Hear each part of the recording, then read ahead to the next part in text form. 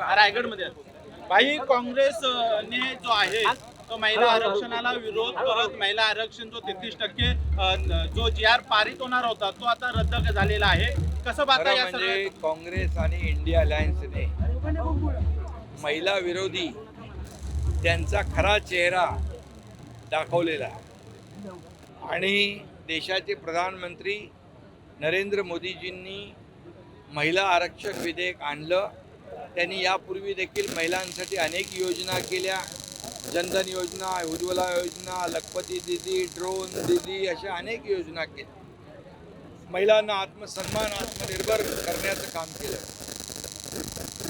आणि या विधेयकामुळे 50% महिला देशातल्या यांना प्रतिनिधित्व, त्यांचा आवाज बनून या 33% महिला लोकसभा आणि विधानसभेमध्ये त्यांच्यासाठी आवाज उठवला असतो.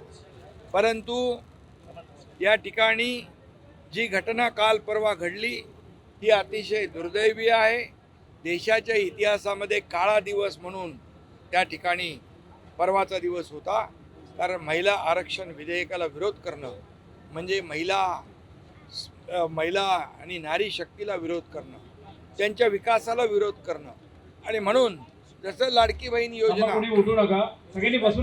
लाडकी बहीण योजनेमध्ये जसं ज्यांनी विरोध केला, लाडक्या बहिणींनी त्यांना धडा शिकवला, असाच या ठिकाणी देखील या विधेयकाला ज्यांनी विरोध केला, या देशातल्या करोडो लाडक्या बहिणी त्यांना धडा शिकवतील, त्यांना जागा दाखवतील आणि संपूर्ण देशभरातल्या लाडक्या बहिणी आदरणीय प्रधानमंत्री नरेंद्र मोदीजींच्या मागे उभ्या राहतील.